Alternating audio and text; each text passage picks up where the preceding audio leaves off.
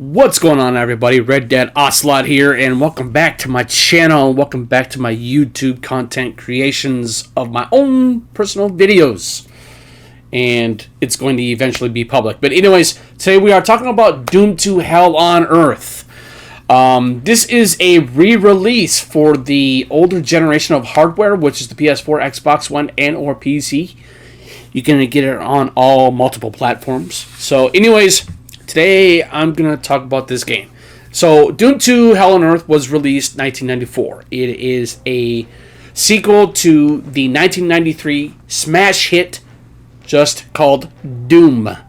And this is by far one of the most benchmarked FPSs of all time, opposite of Wolfenstein 3D, you know, amongst others, and Quake as well. So what I love about the Doom series, other than Quake and any other FPSs out there, is the fact that it's not just its music. The music is very rambunctious. It's very there's a lot of tonality within the music of Doom, but overall it's a great game. Perceivably, it's by far one of the best FPSs I ever played in terms of the old school FPSs that we've had in past years. And so I think it's one of the most benefit of those FPSs that made these games so loved and so well critically acclaimed in that regard as well. So it's all the more reasons why I love this series. Now, John Romero is one of the creators of Doom other than John Carmack. John Carmack was another creator of the Doom series as well.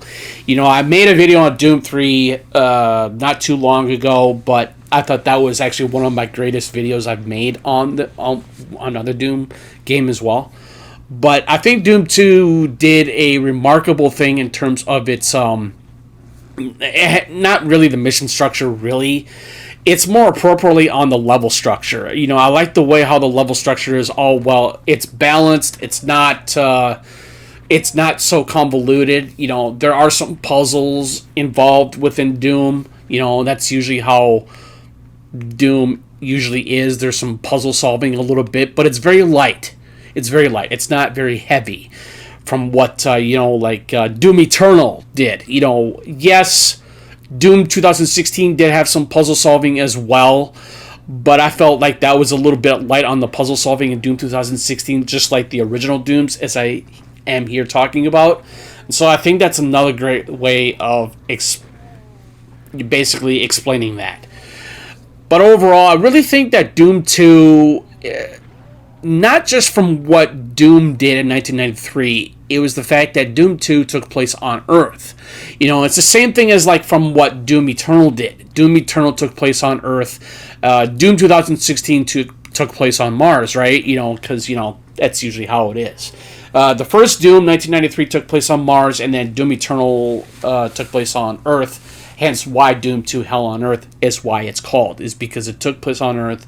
It goes through different types of levels to where it'll be like not really human colony, but it was more on the lines of how implemented, how human it was in a sort of way, because, you know, you're playing as the Doom Guy Marine, right?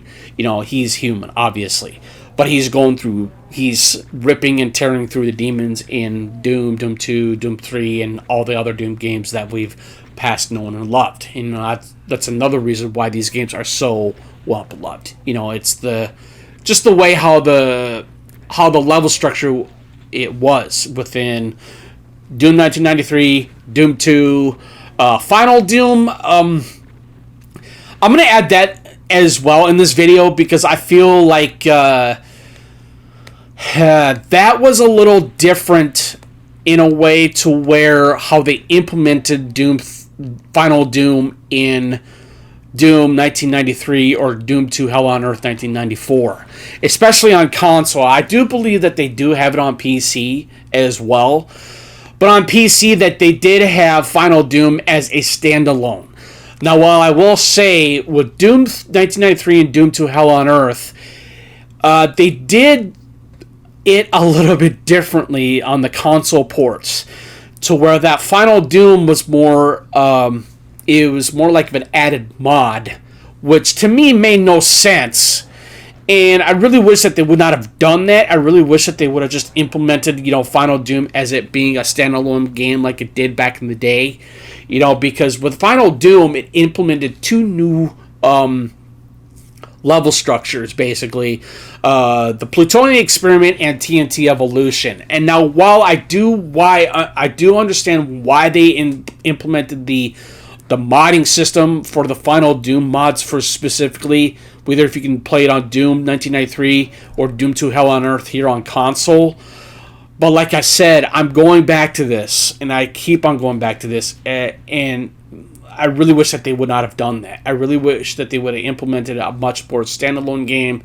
That way you can be able to, be more fluent, I guess, in terms of, playing Final Doom as a standalone game like they did back in the day on PC. To me, it just makes more sense. But I'm just throwing my opinion out there of what I truly thought about that type of implementation. To me, regardless, it is what it is. I'm just going to keep it at that.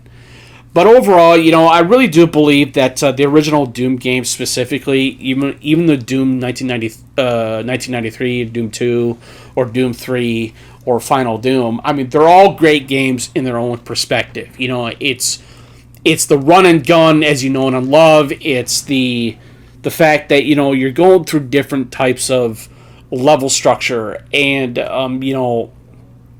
obviously you're using all the same weapons from that of what you play with in Doom Eternal or Doom 2016, but they're just a lot more lifelike in a way in terms of those games.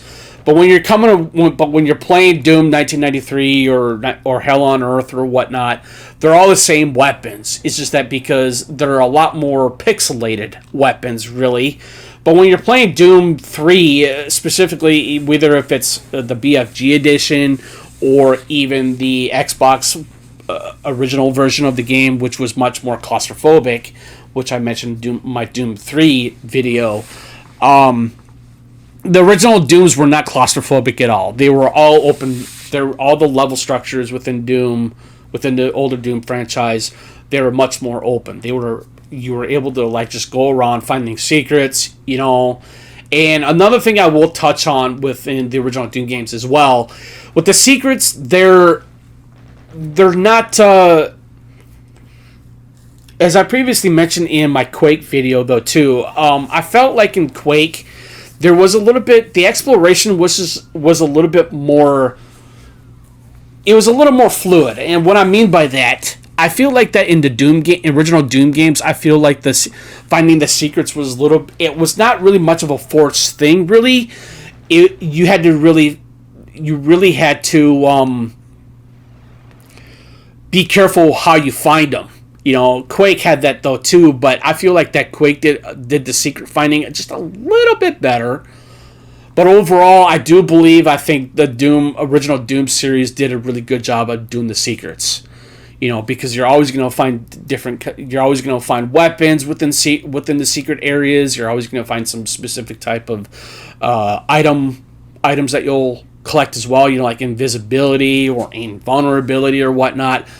But overall, the secret finding within the original Dooms or within Quake do fall under the same type of roof, to where it's always going to be, you have to be a little fast on it. But overall, I think that Quake did a little bit better job on the exploration on that. But like I said, it is what it is. So, but anyways, I really enjoy making these videos. I really enjoy just doing this for fun. I think it's one of those things to where it's like I previously mentioned, that I'm not doing this for any type of other reason. I'm just doing this for fun. I'm just doing what I love. I'm very passionate about it. I did a stream earlier today on playing some Mass Effect 2, which I will probably eventually get back into later this evening before I even have to go to bed. So hopefully that'll be a lot more benefit along the way. So, yeah. But overall, I love the original Doom games. I think they're not just because they were influential in the gaming market or to gaming standards as of today or in the past present.